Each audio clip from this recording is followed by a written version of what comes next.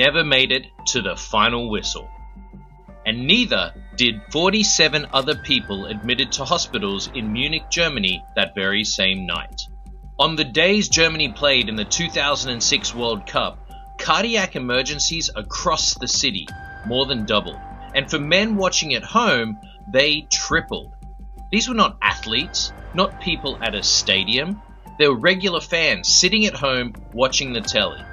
They did not build the most watched human event in history by accident. They built it by understanding one thing better than any other organization on the planet. That when a human being is activated, when a human being is given permission to be this tribal, this emotionally wide open, they will spend. Without thinking, without hesitating, without discerning the cost. It's an orchestrated drug, and one governing body is holding the needle. Look at this man. His heart rate is up, his blood pressure is climbing, his hands will not stay still. He cannot say if he is glad, if he is mad, or if he's sad. It is a self-nutmeg of football life. This is someone in the middle of a stress response. So the real question is not why billions of people love football. The real question is, why do billions of people love feeling like this? Here is something most people get completely wrong. You know, like calling football soccer. They may think any type of stress is one thing, one category, all bad, something to eliminate, medicate, or at least apologize for at work. And it's not. There are two completely different kinds of stress, and your brain actually treats them like they come from different planets. The first one you already know. The kind from grinding at a job, the relationship that's falling apart, or the debt that has been following you around since 2019. That kind of stress sits on your chest and it does not move. It breaks up your sleep, it gives you that gray hair type of day. But the other kind, your brain is addicted to the other kind. Scientists call it eustress. The EU, the U, is Greek for good. It's the good stress, and it feels nothing like its ugly twin. Eustress is the thrill at the top of the roller coaster before you drop. It's the last 10 seconds of a tied match. It's the moment before you find out that you got the other job. Your heart is hammering, your palms are sweaty, and you cannot think about anything else. Somehow, you feel completely alive. And that feeling has a name inside your brain, and it's called dopamine. And it does not fire when you get the reward, it actually fires the anticipation of the reward that you cannot predict. The more uncertain the outcome is, the bigger the hit of dopamine when it finally lands. Researchers at Leeds Beckett University tracked the heart rates of football fans throughout full matches. They found that the elevated heart rates were actually equivalent to a moderate cardio workout. Fans in the family were experiencing measurable physical health benefits without moving a single muscle. But the bigger finding was this. It was the swings. The wild swings from hope to dread, to hope again. Researchers found these appeared to be exactly what brings people back every single time.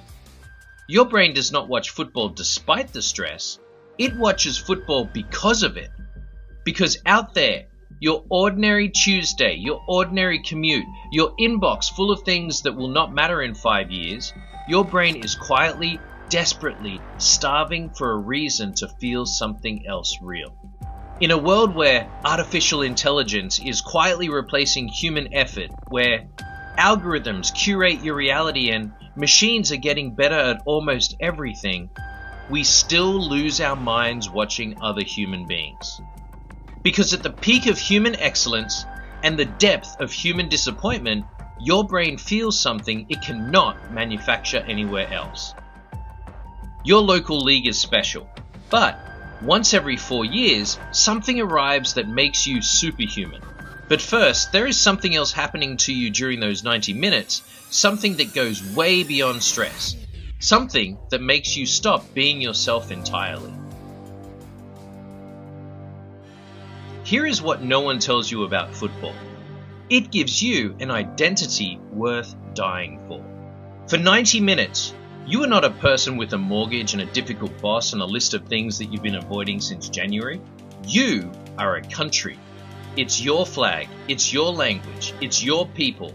Every single person who has touched the same soil as you, all of it compressed into 11 people on a pitch. And your brain does not file that under a hobby. It files it under survival. Your brain was not built for today. It was built for a world where the tribe was everything. Where the group's status was your status. Where the group's enemy was your enemy, and belonging to the winning tribe was not a nice feeling to have. It was the difference between life and death. That wiring has never been deleted. It's just been subdued. The game. Your team just respawns your inner tribal warrior. And here is something. In 2025, published in the Proceedings of the National Academy of Sciences, researchers fitted Brazilian football fans with heart rate monitors and tracked them through the entire match day. It was the pregame, it was the chanting, the scarves, the walk to the stadium, the songs. It produced more emotional synchrony among fans than the match itself. Think about what that means. The ritual was the drug. The game was almost secondary. Your brain bonds to the tribe not when the ball hits the back of the net. It bonds to the ritual before the kickoff, in the repetition, the chanting together, the synchronized rowing, the movements of thousands of bodies doing the same thing at the same time. There are two chemicals behind that feeling. Oxytocin, your brain's bonding hormone, it fires during shared experience. And endorphins, the same chemicals released during exercise and laughter, flood your system during collective ritual. Together, they create a cocktail neurosciences now describe as identity fusion. You stop being an individual who supports a team. You become the team. The boundary between you and the group dissolves entirely. 5 billion nervous systems, one signal, no exceptions. All of that belonging, all of that tribal wiring running at full power. Every ancient instinct in your brain that is sitting dormant suddenly is given a legitimate target, and your body notices. And what it does next sent 47 people to the hospital in a single city on a single night. In 2012, researchers at the University of Valencia, Spain, did something simple. They took saliva samples from football fans. They were measuring two things. Cortisol is the hormone your body releases when it believes something important is under threat, when you need to be ready for whatever comes next. Testosterone rises when competition is approaching, when your body decides that the stakes are real. Both spiked in the fans, not the players. The fans. And cortisol, that threat response, rose highest in the fans who cared most about the final result. As if losing the match was going to cost them something genuinely real, because to their brain, it actually was. Your brain evolved in a world where the tribe's loss was your loss. Not emotionally, materially, your food, your safety, your life. So it learned to treat battles as your battles, to prime your body for fight like you might need to join. That reflex is still running. Every single match, every tournament, every year. It just cannot tell the difference between an ancient border conflict and a penalty shootout, which, to be fair, is not entirely your brain's fault. It's doing the best with outdated software. Which is exactly why Munich happened. On the days Germany played in 2006, published in the New England Journal of Medicine, confirmed by independent researchers, cardiac emergencies across the city more than doubled, and for men watching at home, they tripled. Their bodies were not watching a game, they were going to war on behalf of a tribe that did not know their names. And some did not survive it. That is not fandom, that is your body doing exactly what it was built to do, pointed at entirely the wrong target. It was defending the tribe. Think about the last time your team won something for the first time in a long time. What were the words that came out of your mouth? We won. Now, think about the last time they were completely humiliated, knocked out of the group stage, fell apart in the final minute. It's the same team, the same person. One of the most cited researchers in human history spent years tracking exactly this pattern, and he called it birging. B-I-R-G-ing. Basking in reflected glory. Birging. What that research actually reveals goes far beyond an interesting quirk in a pronoun choice. When your team wins, your brain does not register it as good news happening to somebody else. It files a portion of it as your own achievement. You did not train for 4 years. You did not run 90 minutes in front of 60,000 people. You didn't score the goal. But your brain handed you a share of the reward as if you had. That reward is a genuine dopamine hit. Your brain can't tell the difference between winning something yourself and watching people you've identified with winning. The chemical response is real either way. And in 2025, brain scan researchers at the Radiological Society of North America published something that explains why derby matches hit different to everything else. They scanned 60 football fans during rivalry matches. Arsenal versus the Spurs, Liverpool versus Man U, Brazil versus Argentina. And what they found was extraordinary. When your rival scores against you, the part of your brain responsible for rational thinking, that cognitive control, does not go into overdrive trying to manage your emotions. It actually shuts down. The researchers called it paradoxical suppression. The harder you try to stay rational in that moment, the less rational you actually become. Your identity was just threatened.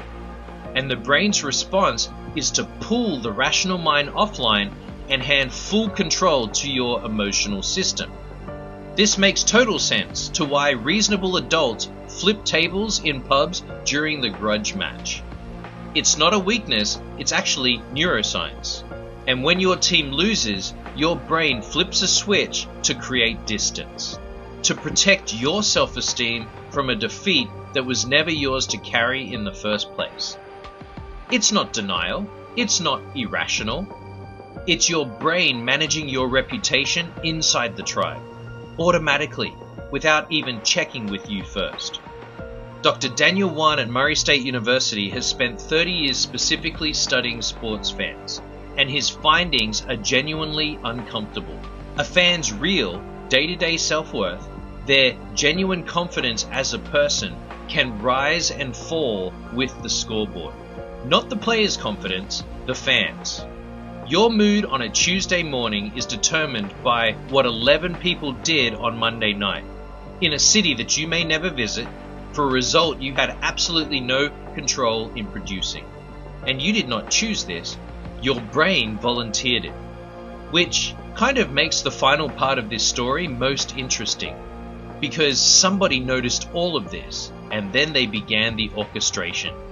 They mapped exactly what your brain looks like when it's in this state, borrowed glory running, identity fused, cortisol elevated, rational control offline. Blow the whistle, kickoff is here, and they built a pricing model around it. Here's a question worth genuinely sitting with. Why does spending money during the World Cup feel different from every other kind of spending? The jersey that costs $180, the ticket you bought 6 months ago that cost more than your rent today. What about the round of beers you bought for people you barely know at 3 times the normal pub price? Flights, the hotels, the official everything. And at the time, none of that felt like a sacrifice. Why do we do this? 2 economists at MIT and Carnegie Mellon ran a series of brain scan experiments on people making purchases. And what they found changes how you see every transaction you ever made. Paying for something actually hurts. The act of spending money activates the same region of your brain that registers physical pain. Every time money leaves your wallet, your brain logs a small injury. Not dramatic, not crippling, but very real. That is why cash feels more painful than tapping a card. Your brain watches the note leave your hand and it barely notices that digital transaction. That is why streaming subscriptions never bother you, but the identical amount appearing as a restaurant bill absolutely does. The pain is real. The visibility is actually what changes it. Now, think about how a World Cup ticket actually gets purchased. You buy it in February. Everybody's excited. The tournament is months away and it feels like an entirely different life. The financial pain happened once on a cold Tuesday in winter, and your brain filed it under one and done and moved on. By the time you walked into that stadium, the cortisol is elevated, identity fused with your nation, rational control offline, borrow glory riding on every pass. That seat feels completely free. The pain has already happened, and your brain has absolutely no interest in going back to dig it up. The merchandise launches at peak tournament, right in the middle of maximum emotion activation. Your tribe is still in it, your self-worth is riding on the scoreboard. That jersey is not $180. It is your armor, it is your belonging, it is the proof that you were here. And the $12 water inside the venue barely registers because it's priced against the ticket that has already cost you a month of groceries. By comparison, everything else now feels reasonable. The specific psychological momentum where a major event builds in the mind until casual awareness becomes genuine intention. Until watching feels like not a choice but now a need. They are intentional decisions, made by people who understood exactly how your brain responds to financial pain, and engineered to a system to make it disappear before asking you to spend. And that's not even counting every sponsor logo on that pitch who paid for access to your brain at the precise moment it was least equipped to say no.